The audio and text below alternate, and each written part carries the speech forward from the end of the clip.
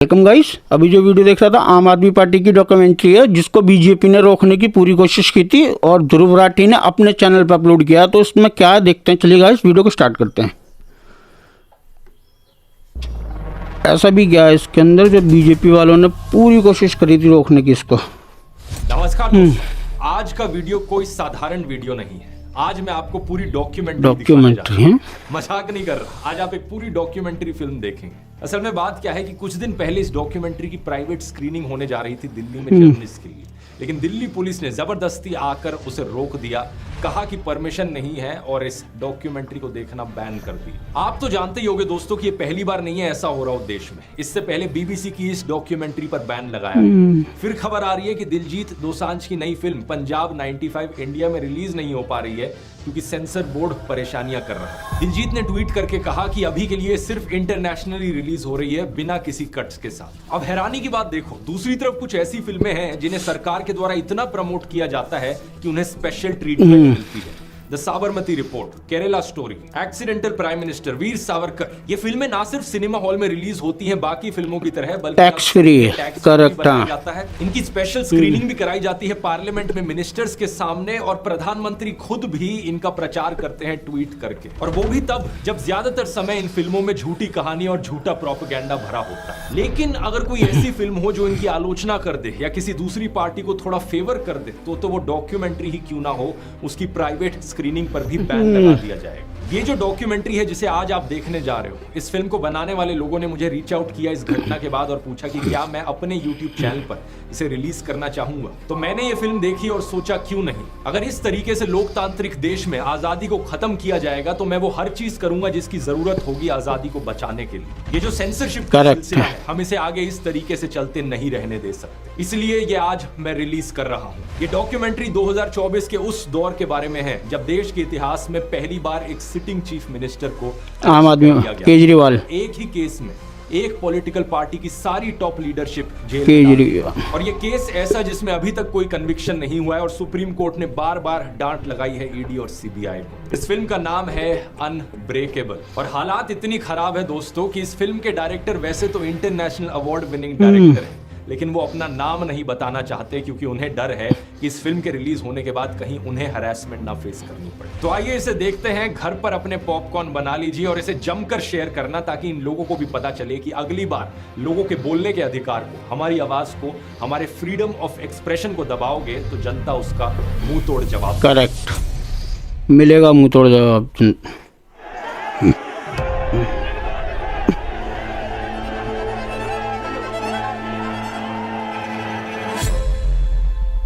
अरविंद केजरीवाल पहली बार सरकार बनाने में कामयाब हुए। 70 में 67 सीटें कोई सोच सकता है? 70 में से 67 फर्स्ट टाइम। 70 में 62 सीटें कोई सोच सकता है साहब? तो उसके बाद से विरोधियों को लगा कि नहीं भाई, ये तो जमीन पे जो है वो काम कर रहे हैं, लोग इनसे जुड़ रहे हैं।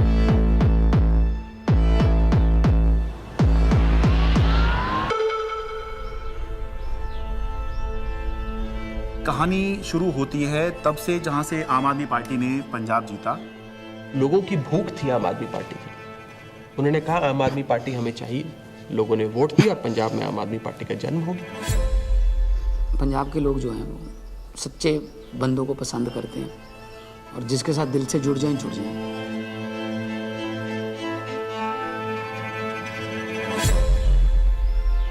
आम आदमी पार्टी गुजरात को भविष्य देगी।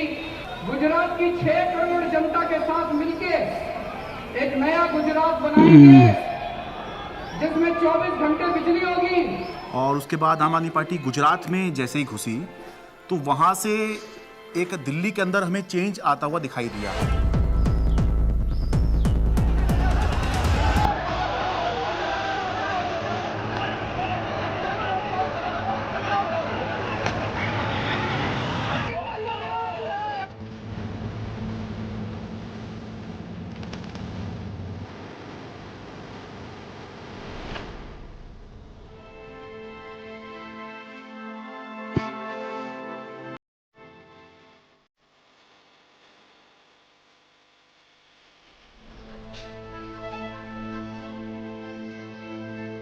अनब्रेकेबल है। So it started, I think, with the arrest of Satyendra Jain ji. And मुझे ये लगता है कि ये स्ट्रैटेजी उनकी शायद रही होगी कि जो भी अरविंद केजरीवाल के सिर्फ आईज, ईयर्स, आर्म्स, हैंड्स, जो पूरी टीम है, कि अगर हम उस टीम को डिकैपिटेट कर देंगे तो हो सकता है कि काम रुक जाए. टेबल में बैठे होंगे बीजेपी के 3-4 लोग बड़े बड़े, बोले यार अब केजरीवाल को बेईमान साबित करने का क्या तरीका. किसी ने आइडिया दिया होगा कि कुछ घोटाला, बोले यार कोई घोटाला कैसे, कोई चिपकेगा नहीं इस आदमी पे. दिल्ली के स्वास्थ्य मंत्री सत्येंद्र जैन को ईडी ने हिरासत में लिया. एनफोर्समेंट डायरेक्टरेट ने सबसे पहले अरेस्ट होने वाले सत्येंद्र जैन ये थे. ऐसे तो कोई कर्म किए नहीं थे कि जेल चले जाएं. फिर मैंने कहा ऐसे कर्म भी नहीं किए थे मंत्री बन जाए. तो क्योंकि मुझको पूरा केस पता था तो मुझे लगा ठीक है, एजेंसी अगर अरेस्ट कर रही है थोड़े दिन में छूट जाएंगे. Why are they threatened by us?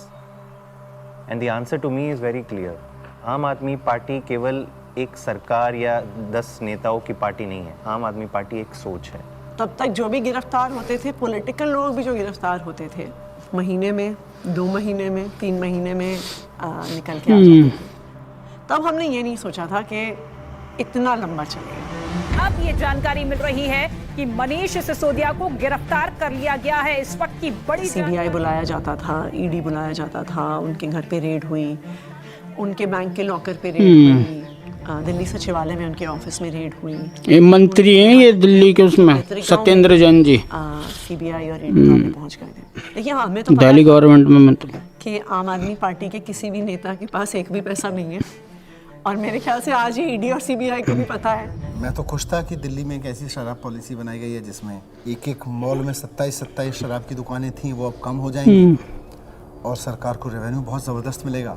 तो मैं तो खुश था कि अच्छी पॉलिसी बनाई गई है और कई राज्य इस पॉलिसी को देख रहे थे. पर अचानक इन्होंने चिल्लाना शुरू किया है तो स्कैम हो गया है, स्कैम हो गया है, स्कैम हो गया है.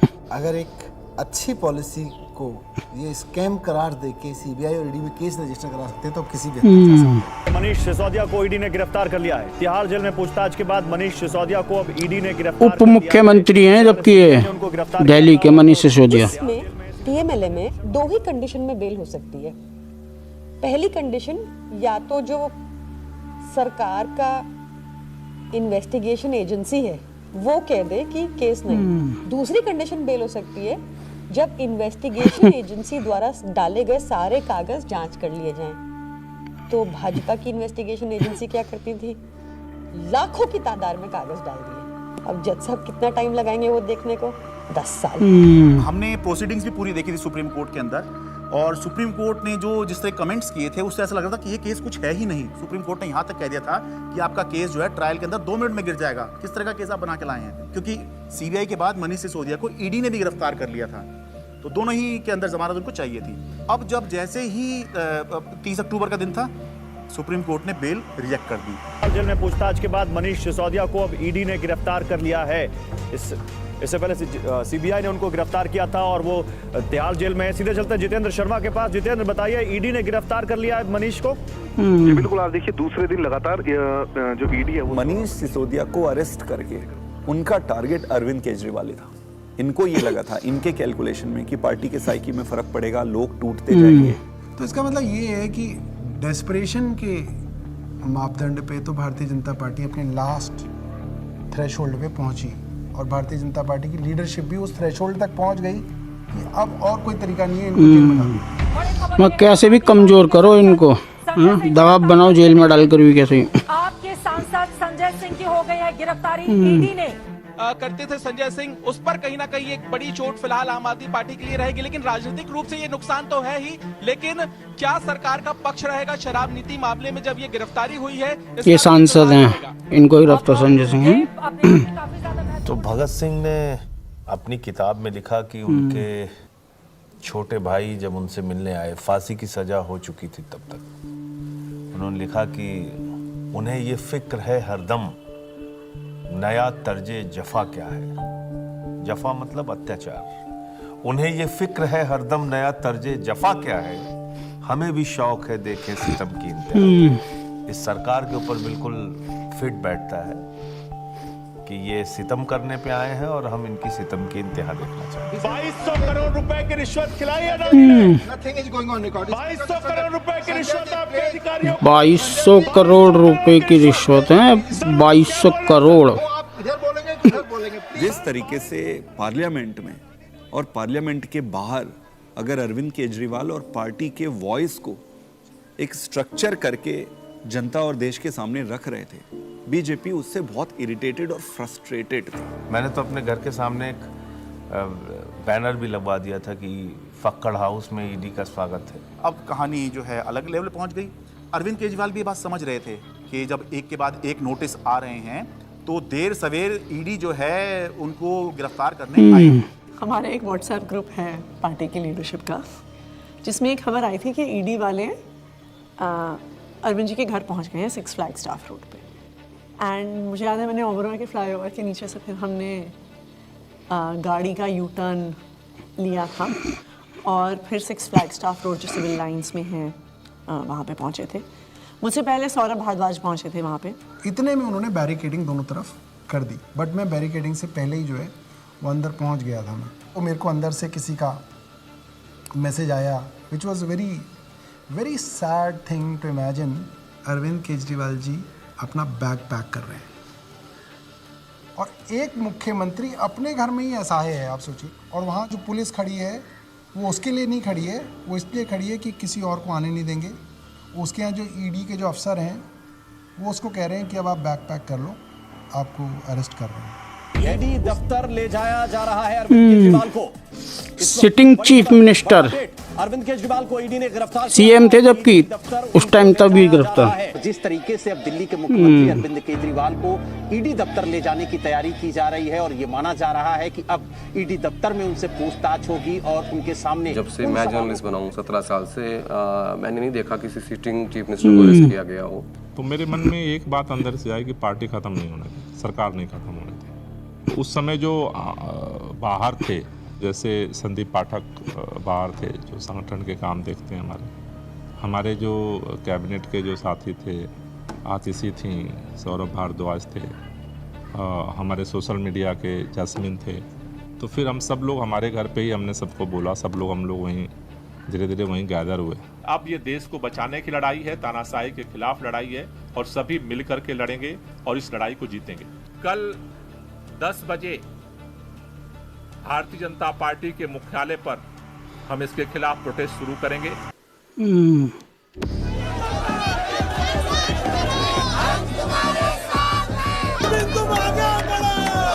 सबसे पहले मैं पहुंचा वहां। हुआ ये कि लोग पार्टी ऑफिस चले गए और हम और दुर्गेश पाठक जी जो आईटीओ वाला चौराहा है उस पर रुक गए। आईटीओ पे मैं जब पहुंचा तो मैंने देखा कि मेरे सामने ही आतिशी और सौरभ को अरेस्ट कर लिया गया।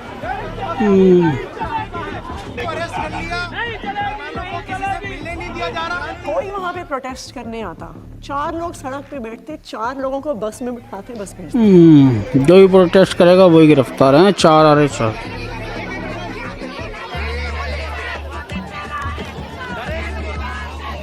आईटीओ के ऊपर एक फुटओवर ब्रिज है, ऊपर अगर आप जाओगे आईटीओ ब्रिज, तो मैं लोकेशन चेंज करता रहता था। तो कहीं एक जगह जाके ऐसे शांत खड़ा हो जाता था, फिर मैं देखता था कौन आ रहा है किधर से, तो मैं देखता था उधर से 20 लोग आ रहे हैं। तो उनमें से मैं पहचान जाता था। मोस्टली मैं ऑर्गेनाइजेशन में काम करता था तो सबके नंबर थे, तो मैं उनको फ़ोन करके बोलता था अभी रुक जाओ 10 मिनट, मैं जहाँ बोलूँगा उस डायरेक्शन में जाना।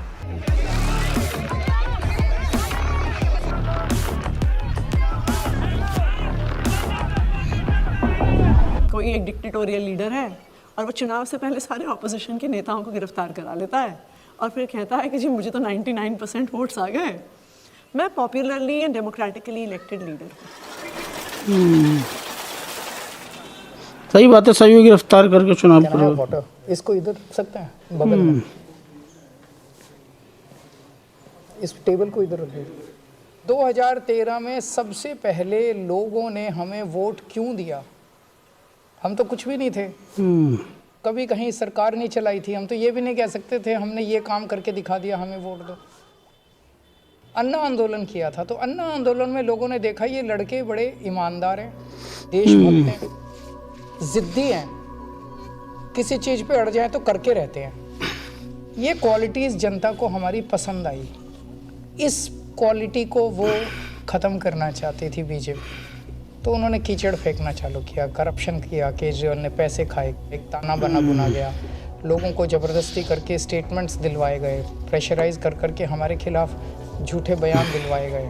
लेकिन कुदरत तो कुदरत है, क्या है, बीजेपी कुछ नहीं है कुदरत के सामने। हम लोग कुछ बाहर तिहाड़ के खड़े थे correct. And I remember thinking कि एज ऑफ दैट टाइम हमारी कोर टीम के 5 लोग उस समय उस दीवार के उस पार थे। मेरे हाथ में बहुत कुछ नहीं था, सब ऊपर वाले के हाथ में था। और मैंने अपना अंदर समय बहुत मेडिटेशन करते हुए और गीता पढ़ के बिताया। वहाँ पे सबसे ज़्यादा जो चीज़ परेशान करती है वो होती है अनसर्टेनिटी। उस 17 महीने में एक बड़ा हिस्सा मेरे अंदर उस सिपाही की तरह छटपटाता रहा जो देख रहा था कि उसकी पूरी फौज बाहर युद्ध लड़ रही है, और वो सिपाही जो हमेशा युद्ध में फ्रंट पे होकर लड़ता था वो आज बैरक में बैठा हुआ है। मैंने प्रयास किया कि घर के लोग 6 महीने तक, जब तक मैं जेल में रहा, मैंने प्रयास किया कि कोई मुझसे मिलने के लिए यहाँ पे ना आए, क्योंकि कई बार परिवार के लोग सामने आते हैं मिलने के लिए तो मन में एक अनावश्यक कमजोरी पैदा होती है, तो मैंने इस चीज़ को अवॉइड किया। बाबू को याद है इंसान इमोशनल। जब वो वीडियो कॉल पे जब बात होती थी, वीडियो कॉल करते थे तो हंसते थे, लेकिन वो हंसी के पीछे कुछ ना तकलीफ छुपी होती है, क्योंकि पत्नी से बेहतर कोई नहीं समझ सकता है।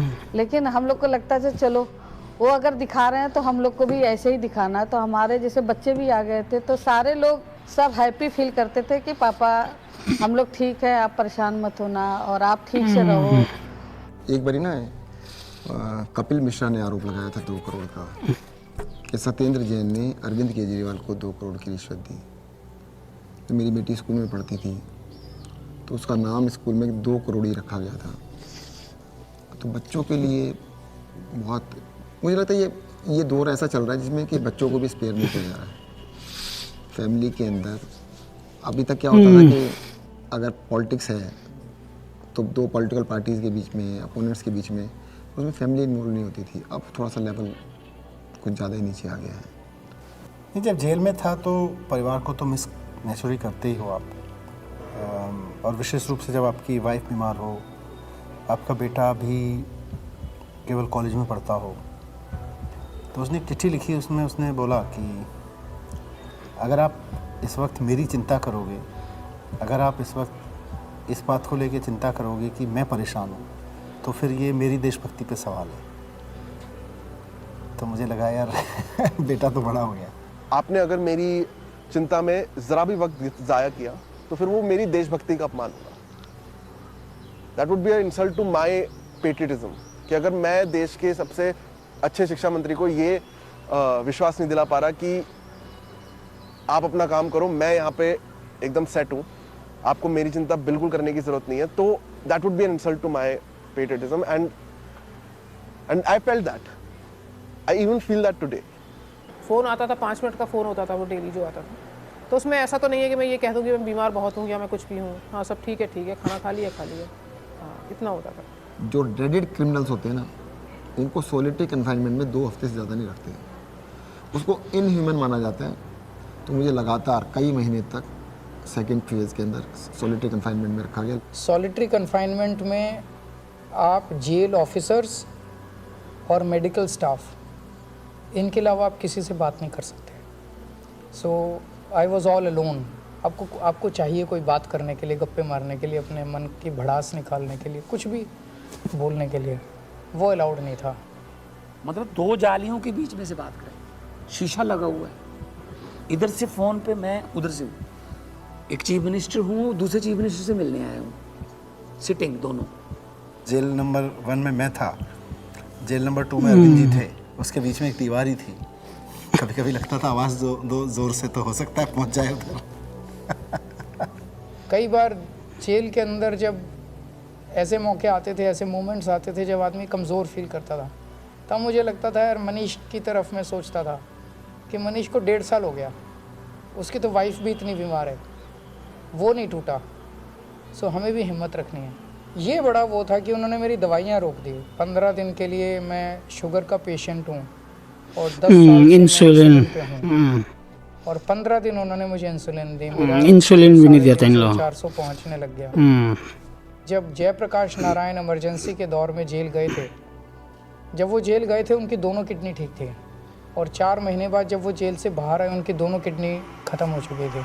Mr. Kejriwal, in fact, wrote to Tihar jail authorities alleging that he was not being administered insulin despite flagging his peaking sugar levels. ये जेल वाले कहते थे कि इंजेक्शन नहीं देंगे, प्रिस्क्राइब नहीं है। पता नहीं कितने साल से वो इंजेक्शन ले रहे थे, सब प्रिस्क्राइब था।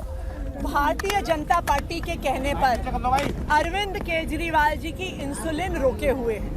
ऐसा लगने लगा कि यार क्या ये बताओ इंसुलिन जैसी चीज रोक, क्योंकि पॉलिटिक्स एक अलग होती है, लेकिन पॉलिटिक्स का मतलब ये नहीं होता है कि मैं आपको निपटा ही दूंगा। तो ये इंसुलिन वाली बात जो है ये तो निपटाने वाली बात है। विरोधी होते हैं राजनीति में लेकिन दुश्मन नहीं होते। कोर्ट के आदेश पर डॉक्टर्स की कमेटी बनती है, उसके बाद जो है इंसुलिन दी जाती है। आम आदमी पार्टी का मोराल जो था वो डाउन था। क्यों? कि आम आदमी पार्टी जो है वो 2 चीज पे चलती है, केजरीवाल का नाम और वॉलंटियर का काम। वो दौर थोड़ा ऐसा था कि लगा था कि अब आम आदमी पार्टी जो है वो अब बचेगी नहीं, क्योंकि केजरीवाल के बाद कौन।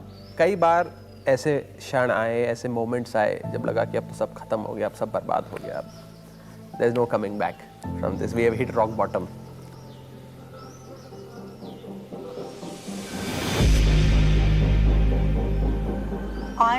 I really admire her for her strength. वो खुद पब्लिक डोमेन में आई पहली बार। मुझे लगता है कि शायद रामलीला मैदान में जब उन्होंने बोला होगा, that was probably the first time that she ever gave a political speech. सभी भाइयों बहनों केजरीवाल की वाइफ हैं, बुजुर्गों आप सभी को मेरी राम नाम। अच्छा ओके। जेल जाने के बाद इनको भी आना पड़ा था। अरविंद कैसे संभालते हैं मैं तो बार बार यही सोचती थी कि वो तो हमेशा इसी उसमें रहते हैं। It's such a turmoil, it is not easy. मेरी पत्नी ने आज तक कभी पॉलिटिक्स में पार्टिसिपेट नहीं किया था, कभी वो सामने नहीं आई, आपने कभी उनको नहीं देखा होगा। वो हमेशा शी एंकर्स द हाउस, लेकिन इस दौरान मजबूरी में उन्हें बाहर आना पड़ा, सामने आना पड़ा।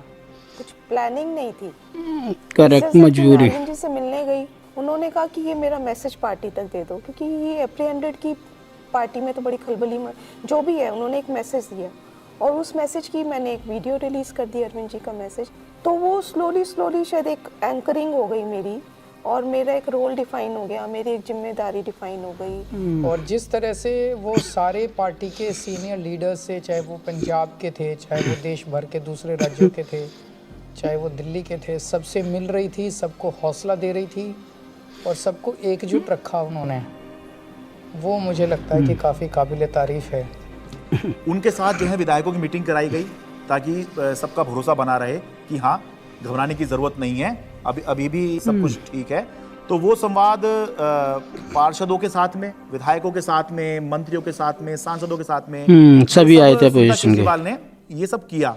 मुझे याद आ रहा है कि मार्च के शायद दूसरा हेमंत सोरेन दिल्ली के अंदर रामलीला मैदान में इंडिया ब्लॉक की एक बड़ी रैली, हेमंत सोरेन, और वो रैली इसलिए हुई कि एक तरफ अरविंद केजरीवाल को गिरफ्तार किया था, मौजूदा मुख्यमंत्री को गिरफ्तार किया था, देश में ऐसा पहली बार हुआ।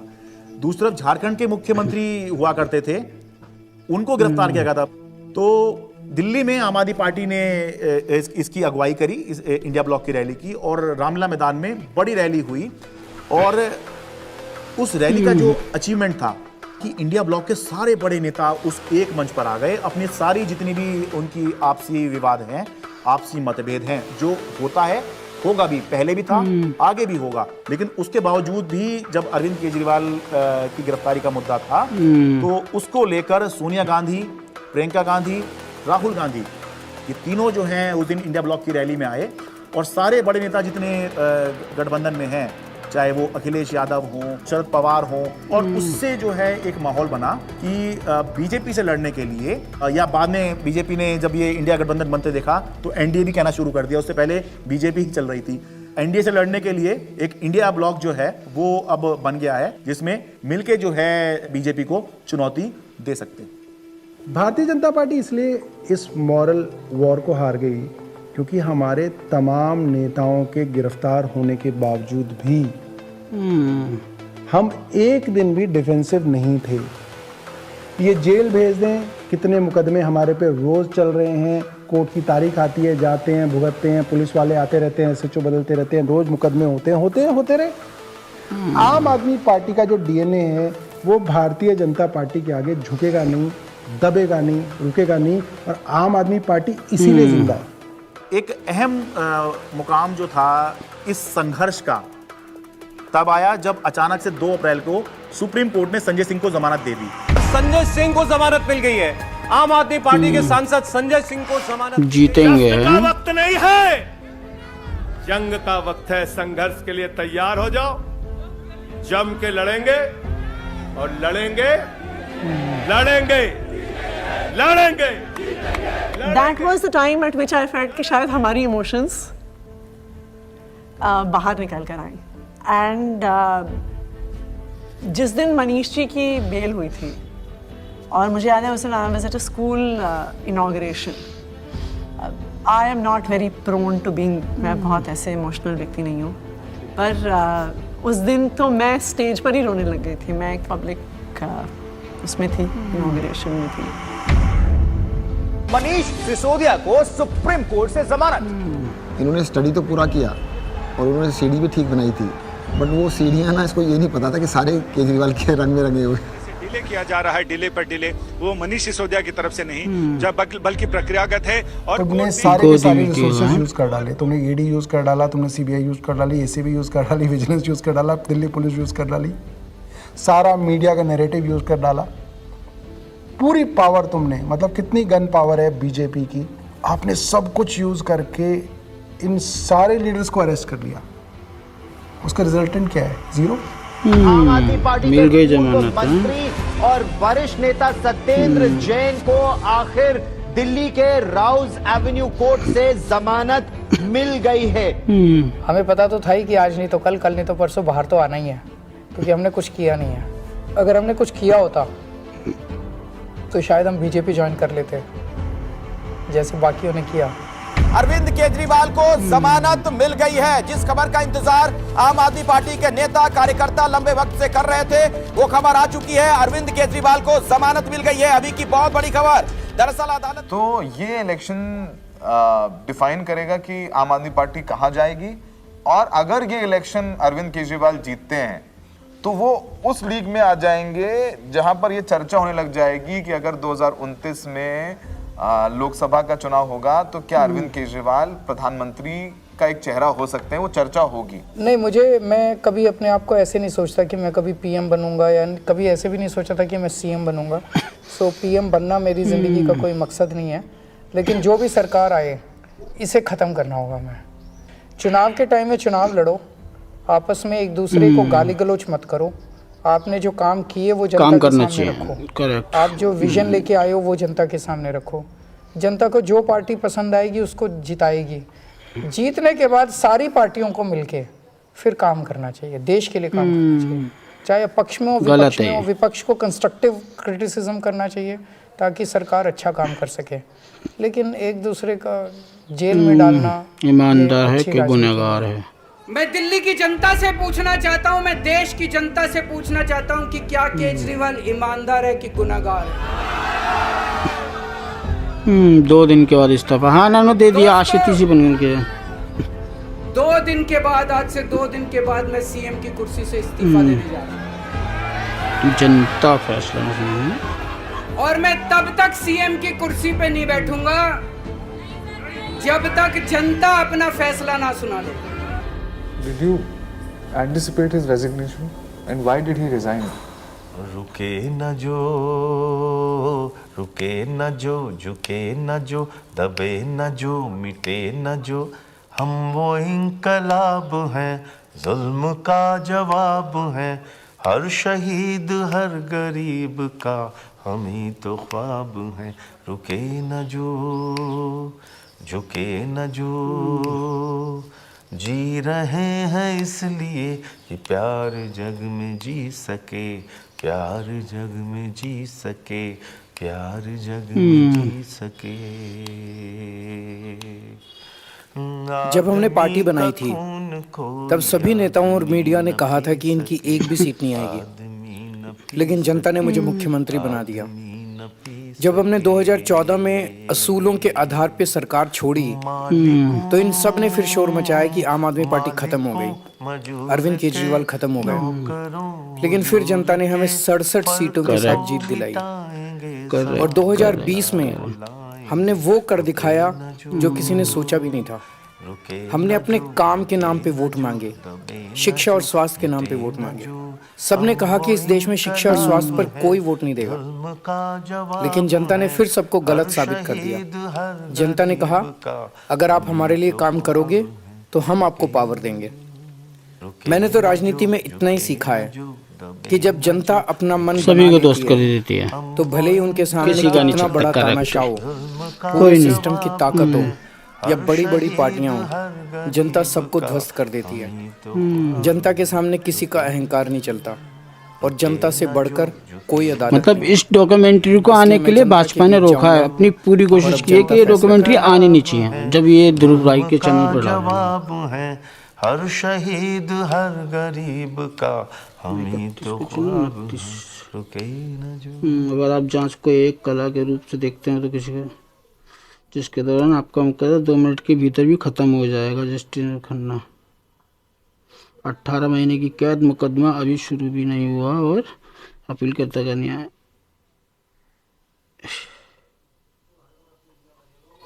खत्म। सो गाइस, ये आम आदमी पार्टी की सरकार दिल्ली में करीब 2014 या 15 से है और मैं कहूँगा इससे अच्छी पार्टी कोई नहीं है, इससे अच्छा काम किसी ने भी नहीं किया हुआ। देखो लाइट 24/7 आती है हमेशा, कभी भी लाइट नहीं जाती। मैं दिल्ली से ही हूँ, यहाँ कभी भी लाइट नहीं आती, 24/7 हमेशा लाइट आएगी। और जब से सरकार आई है 2014-15 से, जब से बिजली का बिल एकदम जीरो आता है हमारा, जीरो। आज तक कभी बिल नहीं आया बिजली का, जीरो ही आएगा। पानी का जीरो। लेडीज़ों के लिए बस फ्री एकदम, पूरी दिल्ली में कहीं भी जा सकती हैं फ्री में बस के अंदर। सरकारी स्कूल इतने ज़्यादा ख़राब थे, इतने ज़्यादा, उनको इतना अच्छा कर दिया कि वो प्राइवेट स्कूलों से भी अच्छे हैं काफ़ी, बहुत से तो प्राइवेट स्कूलों से भी अच्छे हैं और ज़्यादा पढ़ाई में, मतलब बहुत बढ़िया कर दिया स्कूल भी उन्होंने। सेकंड, जगह जगह हर एक मोहल्ले में मोहल्ला क्लिनिक खोल दिया, फ्री दवाई, कुछ भी बीमारी हो, छोटी मोटी बुखार ये कुछ भी आता, फीवर जैसे A to Z, वहाँ से अपनी दवाई भी ले लो मोहल्ला क्लिनिक से। मतलब मैं ये कहूँगा मैंने अपनी लाइफ में इससे अच्छी पार्टी कोई देखी ही नहीं, मतलब कि इतना बेस्ट काम किया है उन्होंने। हॉस्पिटल सारे सही कर दिए उन्होंने, स्कूल सारे बढ़िया कर दिए, गवर्नमेंट स्कूल में पढ़ाई भी इतनी सही हो गई और सब कुछ A1 एकदम फर्स्ट क्लास है। और आप देखना 101% ये दोबारा आएगी दिल्ली में, आम आदमी पार्टी ही जीतेगी। सो गाइस, यही था आज का वीडियो। उम्मीद आपको वीडियो पसंद आएगा। हमारे चैनल को सब्सक्राइब कर देना और वीडियो का लिंक डिस्क्रिप्शन से ले लेना। अल्लाह हाफिज़।